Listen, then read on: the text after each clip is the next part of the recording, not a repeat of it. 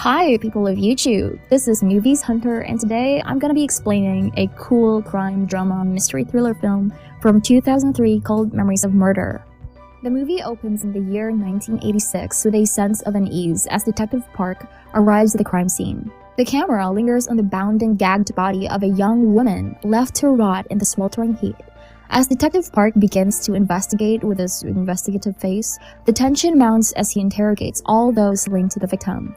But just as he thinks he is making progress, another body is discovered, bound and gagged in the same horrifying way. Detective Park is overwhelmed by the gravity of the case as he has never dealt with anything like this before. But he remains determined to uncover the truth despite the obstacles in his way.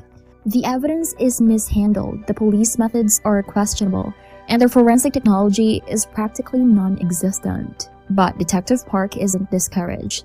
He is a man who trusts his instincts, and his hero as a kid was Detective Conan, and he believes that he can read people just by looking into their eyes.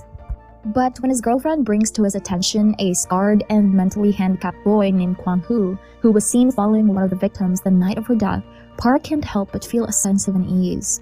As Park and his partner, the ruthless Detective Zhao, question Kwang Hu, the tension in the room is palpable. Park uses his high-contact method, while Joe beats him mercilessly in an attempt to extract a confession.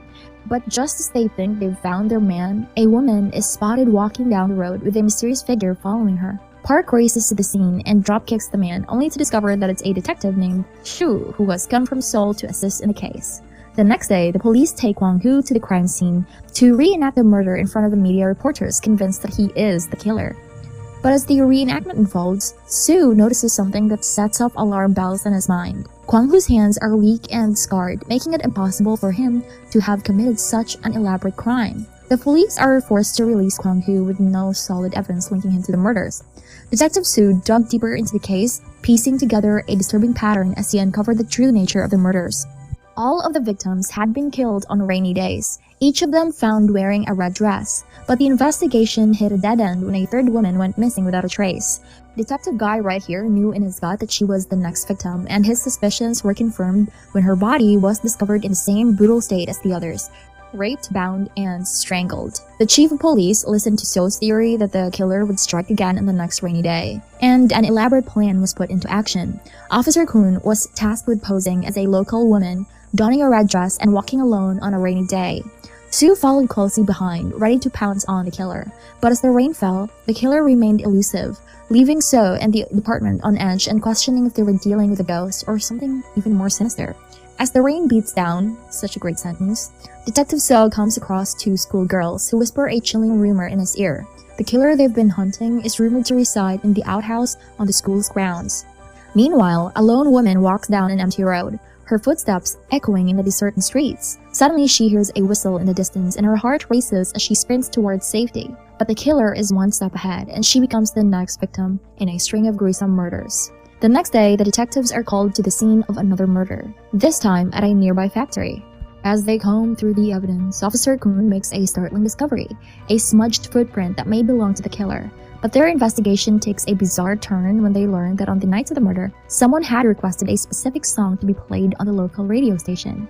Determined to track down any leads, Detective So attempts to retrieve postcards sent to the radio station, but he is met with a disappointment when he learns that they have been discarded. But Detective Park has a different theory. The killer is bald and has no pubic hair. So he visits a local sauna, scrutinizing the naked men in search of a suspect, but comes up empty-handed. Frustrated and at a loss for not finding a man with no pubic hair, he turns to a shaman for any possible clues that could lead them to the killer. The shaman hands Detective Park a mysterious scroll, its ancient script promising a ritual that will unlock the secrets of the Kung Fu Panda and the recent crime. Under the cover of darkness, Detective Park and Joe begin to perform the ritual at the scene of the crime. Suddenly, Detective So emerges in, his own investigation, leading him to this very spot. The three detectives scramble to hide as they hear the approach of a figure in the night, but as the mystery man emerges from the shadows, they are confronted with a twisted and grotesque sight. I mean, just look at this. He is wearing a woman's lingerie. His pants drop to reveal a pair of red panties, as he indulges in a sickening act of pleasure. Yike, I wanna puke. As Detective Park stalks the city streets, he spots the suspect darting through the crowded alleys, desperation etched across his face. The man runs into a bustling yard filled with workers, all clad in identical uniforms. But Park is relentless and recognizes the man by a distinctive red undergarment peeking from beneath his clothes. With lightning speed, Park moves in and apprehends the man, who introduces himself as Byung-soon. Byung-soon confesses to harboring fantasies about the women, but denies any involvement in their murder. Despite his pleas of innocence, Park and Jo are skeptical and subject him to grueling interrogations for 4 days straight, determined to extract a confession from him. But Detective Seo is not so easily convinced. As he delves deeper into the case, he begins to question the suspect's guilt. Believing that Byung-soon is not the killer, Seo decides to take a different approach. He visits the local school where he meets one of the schoolgirls who was a witness to the rumor. The schoolgirl whispers a chilling secret to Detective Seo. The outhouse near the school could hold a key to solving the string, blah blah blah. Armed with nothing but his intuition, Detective Seo ventures to the outhouse, where he encounters a nurse with a tale to tell. She recounts a haunting vision of a woman sobbing on top of the hill. Determined to unravel the mystery, Detective Seo sets out to meet the woman, only to find her cowering in fear. Her words are too shaky to be trusted, so he enlists the help of Officer Kun to extract the truth. The woman shares her own horrifying experience of being attacked by the serial killer, but she can only recall one chilling detail. The killer's hands were delicate, like a woman's. With the clock ticking, Detective Seo Scooby-Doo races to check the suspect's hands, only to find rough, calloused skin. He directs Detective Park to release the suspect, but Park sees it as a challenge to his authority and lashes out. The two detectives are locked in a fierce struggle when suddenly Officer Kun calls out a blood-curdling discovery. The killer's song is playing on the radio, and the rain is beginning to fall. The detectives frantically search for a way to stop the killer, but their efforts are too late. Another innocent victim falls prey to the murderer, a victim of the police's carelessness because they're fighting whatever. During the autopsy, they make a shocking discovery. The victim's body harbors fragments of a peach in her most intimate area. Guilty for not heeding Detective Seo's warnings, Park decides to join forces with his colleague to unravel the truth. Officer Kun proves to be a valuable asset as she uncovers a crucial piece of evidence, a postcard sent by the man who requested the mysterious song on the radio. The detectives trace the man to a factory where they meet Yoon-gyu, a seemingly ordinary worker.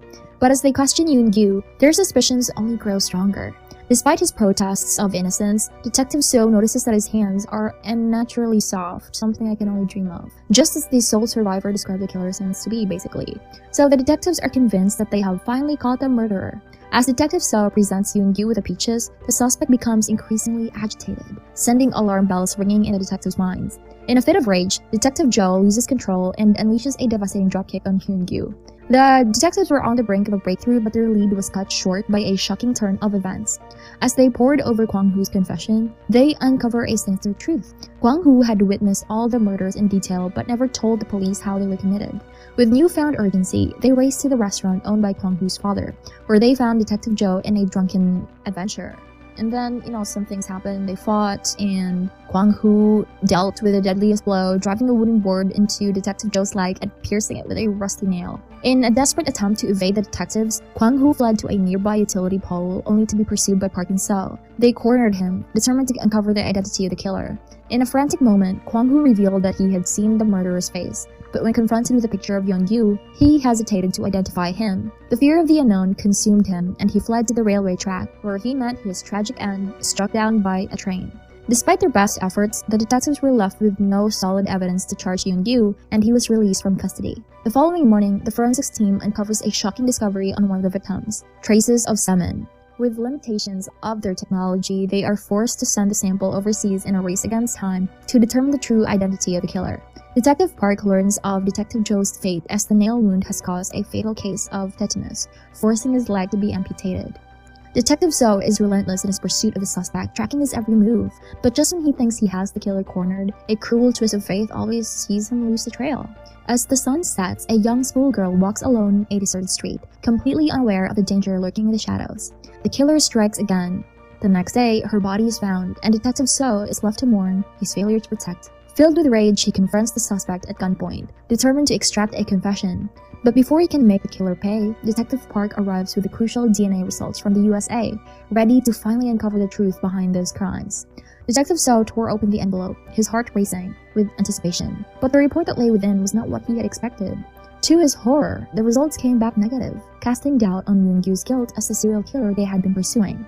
Despite the evidence, Detective Seo was convinced that Yoon-gyu was the culprit, Detective Park attempted to use his signature eye contact method to get to the truth, but even his intuition failed him. Just as they were about to get closer to the truth, a train roared past, separating the detective from their suspect. Yoon-gyu vanished into the dark tunnel, his true identity shrouded in mystery. So reached for his gun, eager to bring Yoon-gyu to justice, but Park stopped him, knowing that the truth may not be what it seemed. Years passed, and Detective Park had left behind his life as a detective and started a family.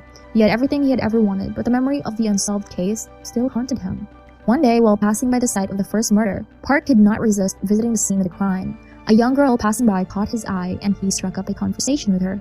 To his surprise, she told him that another man had visited the same spot not long before, and he said he just was reminiscing about something he had done there a long time ago. When Park asked about the man's appearance, the girl described someone who looked incredibly ordinary. The killer had never been caught and remained one of Korea's most notorious unsolved crimes. The memory of the case, the face of the ordinary man, and the thought that he may have walked free all these years consumed Park, reigniting his quest for the truth. And so this was the story of Memories of Murder. I'm gonna sleep again. Please subscribe to the channel, like the video, and I'm gonna see you soon. See you in the next hunt. I love you.